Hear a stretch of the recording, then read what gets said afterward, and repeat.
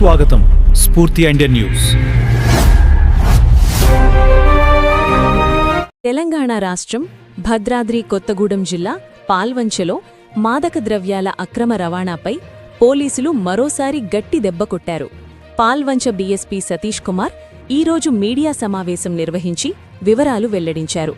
నిన్న రాత్రి Palvancha RTC bus stand పరిసర ప్రాంతంలో సందేహాస్పదంగా సంచరిస్తున్న వ్యక్తులపై నిఘా పెట్టిన పోలీసులు సుమారు 42 కిలోల గంజాయిని పట్టుకున్నారు. ఈ గంజాయిని తరలిస్తున్న 5 సభ్యుల ముఠాను అక్కడికక్కడే అదుపులోకి తీసుకున్నారు. పట్టుబడిన నిందితులు తమిళనాడు రాష్ట్రం చెన్నై ప్రాంతానికి చెందినవారిగా పోలీసులు గుర్తించారు. అరెస్టైన వారిలో 4 మహిళలు, 1 పురుషుడు ఉండటం ఈ కేసులో కీలకంగా మారింది. గంజాయిని ఒడిశా ప్రాంతాల నుంచి తీసుకొచ్చి తెలంగాణ మీదుగా తమిళనాడుకు తరలించే ప్రయత్నం చేస్తున్నారని డీఎస్పీ తెలిపారు. ముందస్తు సమాచారం ఆధారంగా ప్లాన్ చేసిన ఆపరేషన్ ద్వారా ఈ ముఠాను పట్టుకున్నామని డీఎస్పీ సతీష్ కుమార్ వెల్లడించారు. పట్టుబడిన గంజాయి విలువ లక్షల్లో ఉంటుందని అంచనా. నిందితులందర్నీ విచారణానంతరం న్యాయస్థానంలో హాజరుపర్చగా రిమాండ్కు తరలించినట్లు పోలీసులు తెలిపారు. మాదక ద్రవ్యాల రవాణాను ఎట్టి పరిస్థితుల్లోనూ సహించబోమని, జిల్లాలో డ్రగ్స్ నిర్మూలనకు కఠిన చర్యలు కొనసాగుతాయని డీఎస్పీ స్పష్టం చేశారు. అనుమానాస్పద కార్యకలాపాలపై ప్రజలు పోలీసులకు సమాచారం అందిస్తే వెంటనే చర్యలు తీసుకుంటామని పోలీసులు విజ్ఞప్తి చేశారు. స్ఫూర్తి ఇండియా న్యూస్ కోసం భద్రాద్రి కొత్తగూడెం జిల్లా పాల్వంచ ప్రతినిధి అంజనారావు నివేదిక. Stay tuned. స్ఫూర్తి ఇండియా న్యూస్. ఇది సామాన్యుడి చేతిలో అస్త్రం. మన ఛానల్ను సబ్స్క్రైబ్ చేయటం మర్చిపోవద్దు. సాయంత్రం సుమారు 6:30-7 గంటల టైంలో మన పాల్వంచ బస్టాండ్లో 5 మెంబర్స్ అనుమానాస్పదంతో ఉన్నట్టుగా మాకు ఇన్ఫర్మేషన్ వచ్చింది. అంటే వాళ్ళ భాష అది ఇది కూడా తెలుగు కాకుండా వాళ్ళ మాట్లాడుకునే లాంగ్వేజ్ వల్ల వీళ్ళు సంథింగ్ సస్పిషన్గా మాకు ఇన్ఫర్మేషన్ రాగానే వాళ్ళని వెళ్ళి ఇంట్రాగేట్ చేశాము. వాళ్ళు మామూలుగా ఒక ప్రయాణికులాగా బ్యాగ్స్ క్యారీ చేస్తుండ్రు. ఆ బ్యాగ్స్ విప్పి చూస్తే వాటిల్లో 42 kg గాంజా ఉన్నట్టుగా కనుక్కోబడ్డది. అదేవిధంగా వాళ్ళ పేర్లు జాన్సీ అయ్యప్పన్, ధనలక్ష్మి సురేష్, వనిత గణేష్, వలియమ్మ షణ్ముగం, శ్రీనివాసన్ మణికండన్. వీళ్ళు 5 అందరూ కూడా తమిళనాడులో చెన్నై సంబంధించిన వాళ్ళు.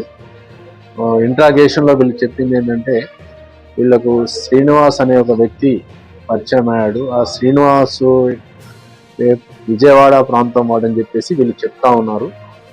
అతను వీళ్ళని భద్రాచలం నుంచి చింతూరు రోడ్డు అంటే లక్ష్మీపురం ఏరియాలో వాళ్ళకు ఈ 42 kgs గాంజా అతను ఇవ్వడం జరిగింది. వాళ్ళు ఫస్ట్ ఒక వెహికల్ తీసుకొని వచ్చేసి అంటే అక్కడ ఉన్నటువంటి ఆటో తీసుకొని వచ్చేసి బస్ స్టాండ్ ది పంపించేసి ఇటు చెన్నై వెళ్ళడం కోసం అని చెప్పేసి భద్రాచలంలో బస్ ఎక్కారు. బస్ ఎక్కి ఇక్కడ బస్ స్టాండ్ లో ఉండగా మాకు ఇన్ఫర్మేషన్ వచ్చి చెక్ చేస్తే జరిగింది.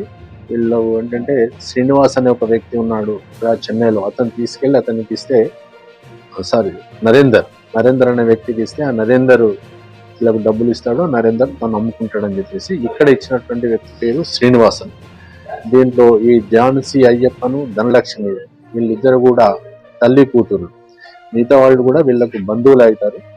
వీళ్ళందరూ కలిసి డబ్బులు సంపాదించాలని ఒక దురుద్దేశంతో ఈ గాంజా తీసుకెళ్లి అమ్మి డబ్బులు పొందాలని చూస్తూ ఉన్నారు. వీళ్ళని అరెస్ట్ చేయడం జరిగింది. ఇప్పటివరకైతే కేసు ఉన్నట్టే ఇంకా మాకు వివరాలు అందలేదు. అది కూడా వెరిఫై చేస్తాము.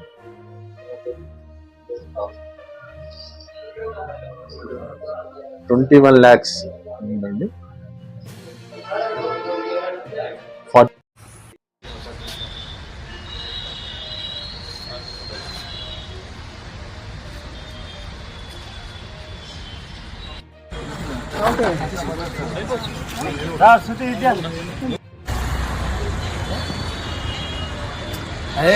ఇదే మీకు ఎందుకు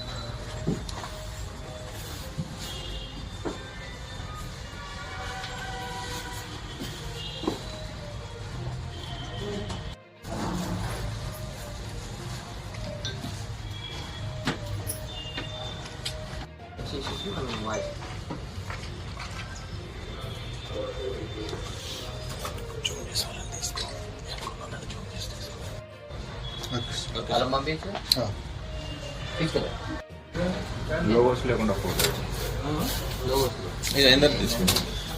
ఇవి వచ్చినారు ఏ అయితే మాకు కుదరదు సార్ ఇంటర్మీడియట్ ఎడిట్ చేసి కూడా నిన్న సాయంత్రం సుమారు 6